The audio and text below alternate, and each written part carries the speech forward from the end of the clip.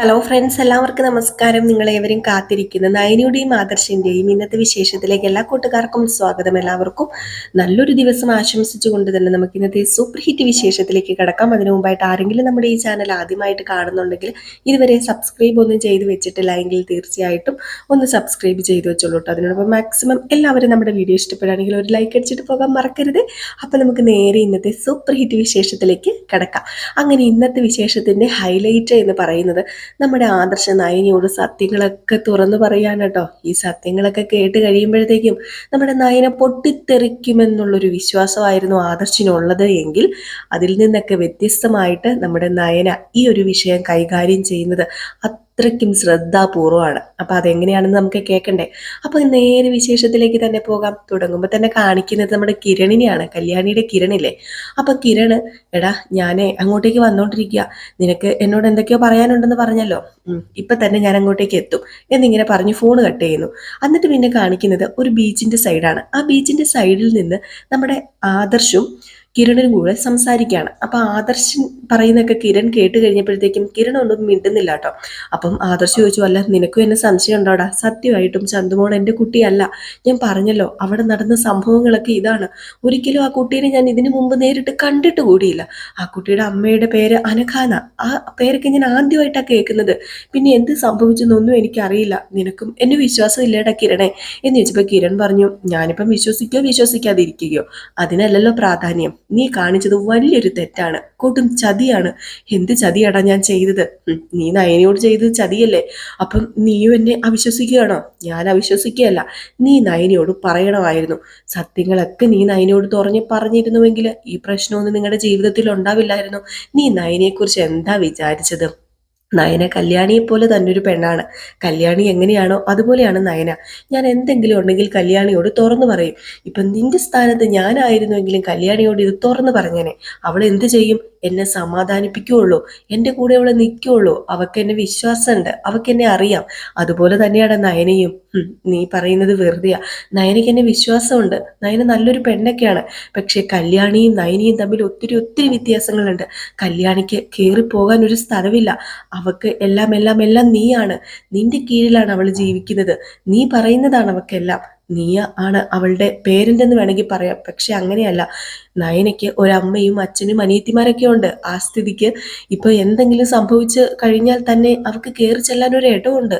അപ്പൊ അതുകൊണ്ട് ആ രീതിയിൽ അവൾ ചിന്തിക്കും. കല്യാണി അങ്ങനെയല്ല എന്ന് പറഞ്ഞപ്പോ, എന്തുവാടാ നീ ഇത്രയും നാളായിട്ട് നയനയുടെ കൂടെ ജീവിച്ചിട്ട് നിനക്ക് നയനെ അറിയാൻ പറ്റിയില്ലല്ലോ? പിന്നെ എനിക്ക് നയനെ നന്നായിട്ട് അറിയാം. എന്നെ എല്ലാ ദിവസവും അവളുടെ കഥ ഓരോന്നായിട്ട് പറഞ്ഞ് കല്യാണി കേൾപ്പിച്ചിട്ടുണ്ട്. അതുകൊണ്ട് തന്നെ നയനയുടെ സ്വഭാവം എനിക്ക് നന്നായിട്ട് അറിയാം. അതുകൊണ്ട് ഞാൻ പറയാ, നീ ചിന്തിച്ചു കൂട്ടുന്ന പോലെ ഒന്നും അല്ല കാര്യങ്ങൾ. ഇത് നയനെ അറിഞ്ഞു കഴിഞ്ഞിട്ടുണ്ടെങ്കിൽ അവൾ ഇത് നല്ല രീതിയിൽ തന്നെ കൈകാര്യം ചെയ്യും. വേണമെങ്കിൽ ഈ കുഞ്ഞേതാ ആരുടെ എന്നൊക്കെ തപ്പി കണ്ടുപിടിക്കാൻ അവൾ നിന്റെ കൂടെ കൂടും. അല്ലാതെ നീ വിചാരിക്കുന്നത് പോലെ അവൾ നിന്നെ ഇട്ടിട്ടൊന്നും പോകാൻ പോകുന്നില്ല. അവൾക്ക് നിന്നെ നല്ല വിശ്വാസം തന്നെയാ. എന്തിനാ വെറുതെ പ്രശ്നം ഉണ്ടാക്കി നിനക്ക് ബി കൂട്ടുന്നത്? അതിന്റെ വല്ല കാര്യമുണ്ടോ? ഇതൊക്കെ അറിഞ്ഞപ്പോ തന്നെ അവളോട് പറയണമായിരുന്നു. എങ്കിലിപ്പം നയന ഇതിനൊരു പരിഹാരം കണ്ടുപിടിച്ച് തന്നേനെ. അല്ല സത്യമാണോടാ? ഇതൊക്കെ അറിഞ്ഞാൽ അവളെന്നെ വെറുക്കുവോ, അവളെന്നെ ഉപേക്ഷിച്ചിട്ട് പോവോ എന്നൊക്കെയുള്ളൊരു പേടിയാ. ധൈര്യമായിട്ട് നീ അവളോട് കാര്യങ്ങളൊക്കെ തുറന്ന് പറയടാ. തുറന്ന് പറഞ്ഞു കഴിഞ്ഞാൽ പിന്നെ പ്രശ്നങ്ങളൊന്നുമില്ല. നീ നോക്കിക്കോ.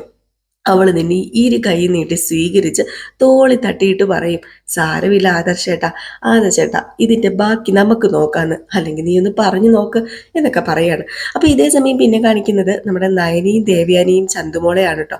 അങ്ങനെ ചന്തുമോളെ ഇങ്ങനെ കൊഞ്ചിച്ചോണ്ടൊക്കെ ഇരിക്കുമ്പോഴത്തേക്കും പെട്ടെന്ന് നമ്മുടെ നവ്യ ഫോൺ വിളിക്കുകയാണ് നയനയ്ക്ക്.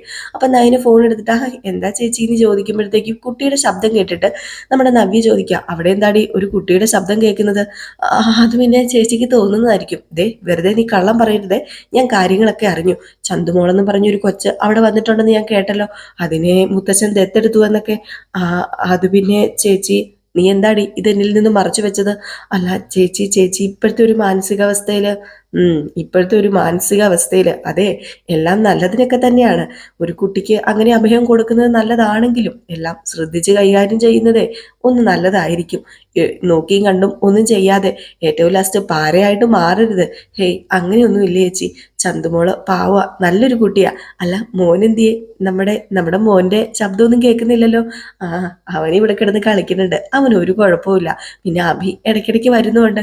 ആണോ? എങ്കിൽ പിന്നെ ഞാൻ ഇടയ്ക്ക് അങ്ങോട്ടേക്ക് ഇറങ്ങാം. നീ ഇടയ്ക്ക് ഇങ്ങോട്ടേക്കൊന്ന് ഇറങ്ങ. നിന്നെ കാണാഞ്ഞിട്ട് സത്യത്തിൽ എനിക്കൊരു സമാധാനമില്ല. പിന്നെ നമ്മുടെ മോനെ നിനക്ക് കാണണ്ടേ, ഇങ്ങോട്ടേക്ക് വരണോട്ടോടി എന്നൊക്കെ ഇങ്ങനെ നമ്മുടെ നവി പറഞ്ഞിട്ട് ഫോൺ കട്ട് ചെയ്തു. ഏതായാലും ഈ സമയത്താണ് നമ്മുടെ ആദർശ് അകത്തേക്ക് കയറി വരുന്നത്. ആദർശ് കയറി വന്നതും നമ്മുടെ നവി പറഞ്ഞു, നവിയല്ല സോറി, നയന ദേവയാനിയോട് പറഞ്ഞു, ദേ ആദർശേട്ടൻ വന്നല്ലോ, അസുഖക്കാരൻ വരുന്നുണ്ട്. അപ്പം ആദർശ് വന്ന് അകത്തേക്ക് കയറി പോകാൻ തുടങ്ങാണ്. അപ്പോഴത്തേക്കാണ് നമ്മുടെ ദേവയാനി പറയുന്നത്, എന്താടാ നിനക്ക് പറ്റിയത്? നിന്റെ അസുഖം എന്താ? നിനക്ക് വല്ല മാറാരോഗമാണോ? നീ എന്താ ഇങ്ങനെ പെരുമാറുന്നത്? ഇവിടെ ഈ കുട്ടി നിന്നിട്ട് ഈ കുട്ടിയോട് പോലും ഒന്ന് സംസാരിക്കാതെ നീ എന്തിനാ വെറുതെ? അത് പിന്നെ എനിക്കിപ്പം അകത്ത് കയറി പോണം. അകത്ത് കയറി പോണം. നിന്റെ മനസ്സിനകത്ത് കിടക്കുന്നത് എന്താണെന്ന് ആദ്യം നീ പറ. അത് പിന്നെ നയന, നീ എൻ്റെ കൂടെ വന്നേ, എനിക്ക് നിന്നോട് കുറച്ച് കാര്യങ്ങൾ സംസാരിക്കാനുണ്ട്. എന്നിട്ട് ആദ്യം ചങ്ങ് കയറിപ്പോയപ്പോഴത്തേക്കും നമ്മുടെ ദേവേന പറഞ്ഞു, മോളെ പെട്ടെന്ന് ചെല്ല്. ഇനിയിപ്പോൾ അവൻ്റെ മനസ്സിൽ എന്തെങ്കിലും ഉണ്ടെങ്കിൽ അത് കേൾക്കാനുള്ള മനസ്സ് നീ കാണിക്കുകയാണെങ്കിൽ, പിന്നെ അവൻ്റെ മനസ്സിൽ എന്തെങ്കിലും ഭാരം നിന്റെ ഇതിൽ ഇറക്കി വെച്ച് കഴിഞ്ഞാൽ അവന് ആശ്വാസമാകുമെങ്കിൽ നീ ചെന്ന് പെട്ടെന്ന് അവൻ്റെ കാര്യങ്ങൾ എന്താണെന്ന് കേൾക്ക്, ചെല്ലുമോളെ എന്നും പറഞ്ഞ് നമ്മുടെ നയനെ അവിടെ നിന്ന് പറഞ്ഞു വിടാണ് കേട്ടോ. അപ്പോഴത്തേക്കും നമ്മുടെ ചന്തുമോൾ അവിടെ ഉണ്ട്. അപ്പം ദേവയാനി പറഞ്ഞു, അതേ മോക്കേ ആദർശങ്കിളിനെ പേടിയുണ്ടോ?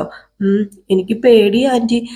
അത് ആദർശങ്കിളല്ല കേട്ടോ, നിനക്ക് നയനാമ്മയല്ലേ, ഞാൻ നിനക്ക് മുത്തശ്ശിയല്ലേ, അതപ്പം അച്ഛാന്ന് നീ വിളിച്ചാ മതി. അയ്യോ അമ്മേ, എനിക്ക് പേടിയ അമ്മേ. അല്ല അമ്മേ നല്ല മുത്തശ്ശി, എനിക്ക് പേടിയാ മുത്തശ്ശി അച്ഛാന്നൊക്കെ വിളിക്കാന്. അച്ചോടാ, നിനക്ക് പേടിയാണോ? ഈ പോകുന്ന സിംഹം ഉണ്ടല്ലോ, ഒരു എലിക്കുട്ടിയാ, അത് മോക്കറിയില്ല. പാവ നയനമ്മയില്ലേ, നയനമ്മയെക്കാളും പാവ എന്നൊക്കെ കുട്ടിക്ക് ഇങ്ങനെ പറഞ്ഞു കൊടുക്കാം. പിന്നെ കാണിക്കുന്ന സീൻ എന്ന് പറയുന്നത് നമ്മുടെ നയനയും ആദർശിനെയാണ്. അങ്ങനെ ആദർശ് പറഞ്ഞു, നയനെ പെട്ടെന്ന് നീ റെഡിയായിക്കേ. എവിടെ പോകാൻ ആദർശേട്ടാ?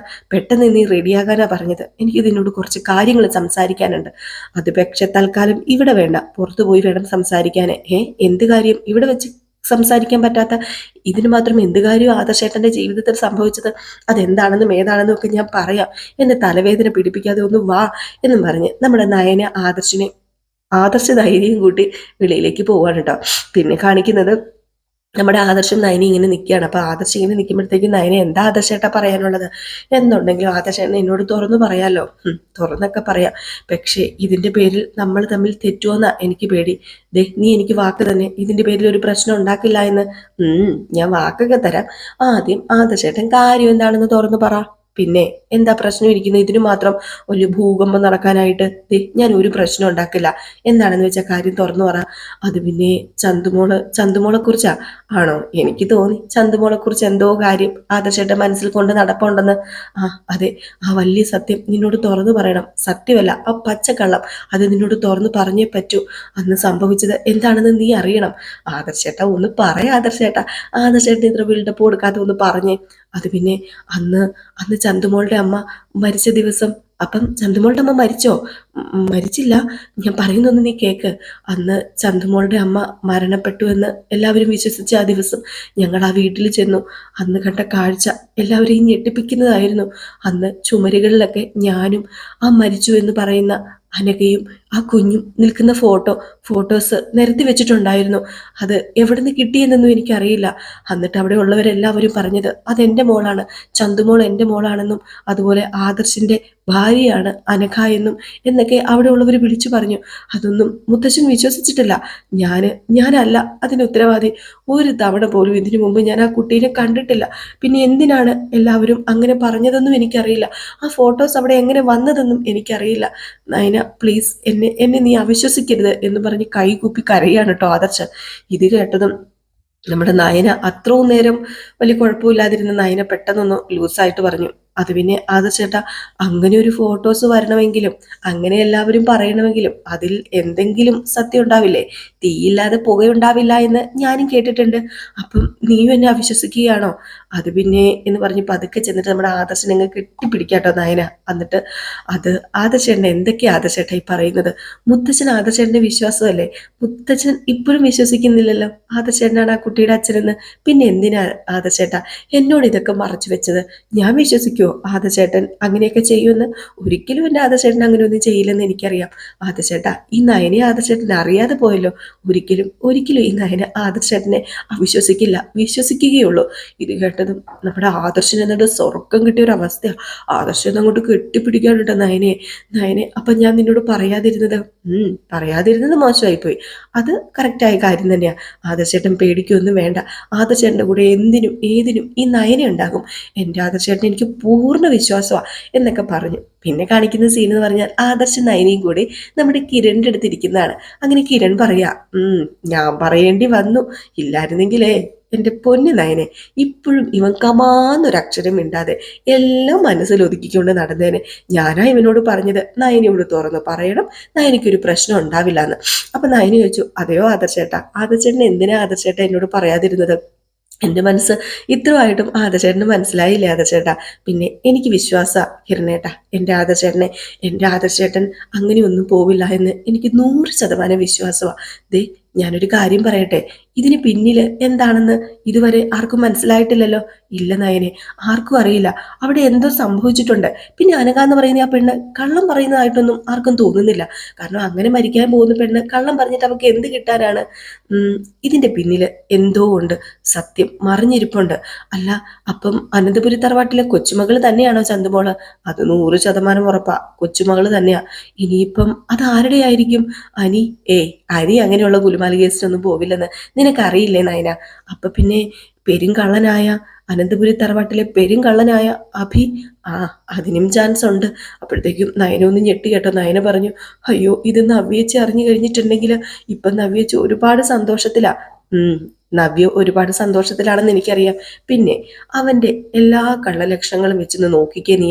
കുറച്ച് ദിവസമായിട്ട് അവന് നവ്യയുമായിട്ട് ഭയങ്കര സ്നേഹവും നവ്യയോട് ഒരിക്കലും ഇല്ലാത്ത അടുപ്പവും അല്ലേ കാണിക്കുന്നത്. അതിനൊക്കെ പിന്നിൽ എന്തോ ഉണ്ട്. മാത്രമല്ല, ഈ കുഞ്ഞിന്റെ ഫുൾ ഉത്തരവാദിത്വം അവൻ ഏറ്റെടുത്തോളാമെന്ന് ഏതാണ്ട് ഒരു ഔദാര്യം പോലെ അവൻ പറയുകയും ചെയ്തു. അവൻ അച്ഛനാണെന്ന് എല്ലാവരോടും പറഞ്ഞോളാം അത്രേ, എന്നെ രക്ഷിക്കാൻ വേണ്ടി.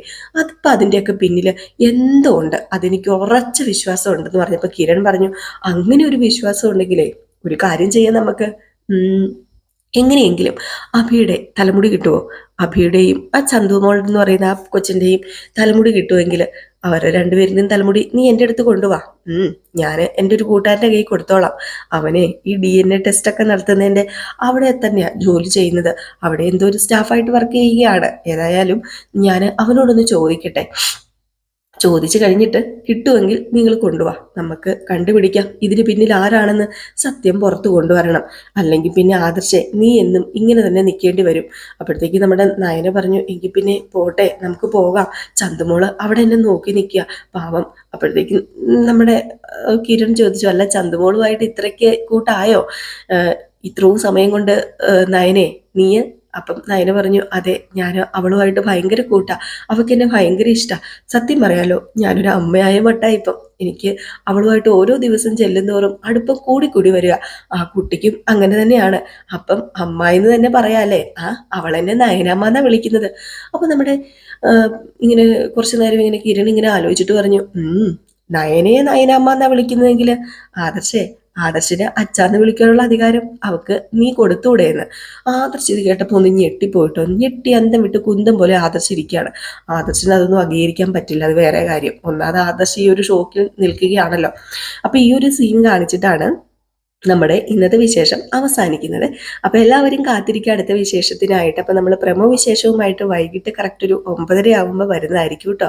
എന്ന് നമ്മൾ പ്രമോ വിശേഷം ഇടുന്നുണ്ട്. ഇടയ്ക്ക് നമ്മൾ പ്രമോ വിശേഷം ഇടുന്നില്ലായിരുന്നു, അതിവിടെ കറണ്ട് ഇല്ലാഞ്ഞിട്ടായിരുന്നു. അപ്പോൾ ഇനി എന്ന് നമ്മൾ കണ്ടിന്യൂസ് ആയിട്ട് പ്രമോ വിശേഷം ഇടുന്നുണ്ട് കേട്ടോ. അപ്പം നയനിയുടെയും ആദർശിൻ്റെയും പ്രമോ വിശേഷവും രേവതിയുടെയും സച്ചിയുടെയും പ്രമോ വിശേഷവും ഇടുന്നുണ്ട്. രേവതിയുടെയും സച്ചിയുടെയും നെക്സ്റ്റ് വീക്ക് പ്രമോയാണ് ഇന്ന് ഉച്ചയ്ക്ക് വരാൻ പോകുന്നത്, 2 മണിക്ക് മുമ്പായിട്ട്. അപ്പോൾ അതും മറക്കാതെ കയറി എല്ലാവരും കാണണേ. പിന്നെ ഗോമതിയുടെയും ബാലന്റെയും കഥ നമ്മൾ റിയൽ സ്റ്റോറിയിലും പിന്നെ നമ്മുടെ വേദയുടെയും വിക്രത്തിന്റെയും കഥയും നമ്മൾ ചെയ്യുന്നുണ്ട്. അത് നമ്മൾ ചെയ്യുന്നത് നമ്മുടെ റിയൽ സ്റ്റോറി ന്യൂവിലുമാണ്. അപ്പോൾ ആവശ്യക്കാർ വേണമെങ്കിൽ നമ്മുടെ കമ്മ്യൂണിറ്റിയിൽ നമ്മുടെ ആരുടെയാ ഗോമതിയുടെയും ബാലൻ്റെയും കഥയുടെ ലിങ്ക് കിടപ്പുണ്ട് കമ്മ്യൂണിറ്റിയിൽ, അതായത് പോസ്റ്റിൽ, നമ്മുടെ ഈ ഒരു ചാനലിലെ പോസ്റ്റിൽ കിടപ്പുണ്ട്.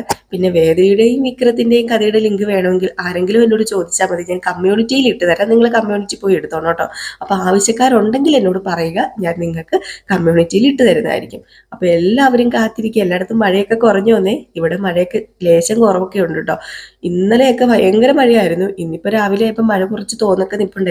എല്ലാവരും സേഫൊക്കെ ആയിട്ട് ഇരിക്കുകയാണല്ലോ അല്ലേ. അപ്പം നിങ്ങൾ കമൻറ്റിലൂടെയൊക്കെ വന്ന് ചോദിക്കുന്നുണ്ട് ചിന്നു സേഫ് ആണോ എന്നൊക്കെ. ഇവിടെ ഒരു പ്രശ്നവും ഇല്ല ഇപ്പം തൽക്കാലം. പിന്നെ മഴ ഇങ്ങനെ കൂടിയും കുറഞ്ഞൊക്കെ നിൽക്കുകയല്ലേ, ഇനി അറിയില്ല എന്തായിരിക്കും. എല്ലാ വർഷവും ഓരോ ദുരന്തങ്ങളാണല്ലോ നമ്മൾ കാണുന്നത് മഴയത്ത്. അപ്പം എല്ലാവരും അങ്ങോട്ടും ഇങ്ങോട്ടും പ്രാർത്ഥനയിലൊക്കെ ഏർപ്പെട്ട് എല്ലാവരെയും മനസ്സിലൊക്കെ പ്രാർത്ഥിച്ച് ഒരു ദുരന്തവും ഉണ്ടാകാതിരിക്കാൻ വേണ്ടി എല്ലാവരും ഒന്ന് പ്രാർത്ഥിച്ചേക്കണം കേട്ടോ. അപ്പം എല്ലാവർക്കും വീണ്ടും നല്ലൊരു ദിവസം ആശംസിച്ച് നിർത്തുകയാണ്. അപ്പോൾ ലൈക്ക് അടിച്ചിട്ട് പോകാൻ വേണ്ടി മറക്കരുത്. അപ്പം ടാറ്റാ, ബൈ ബൈ.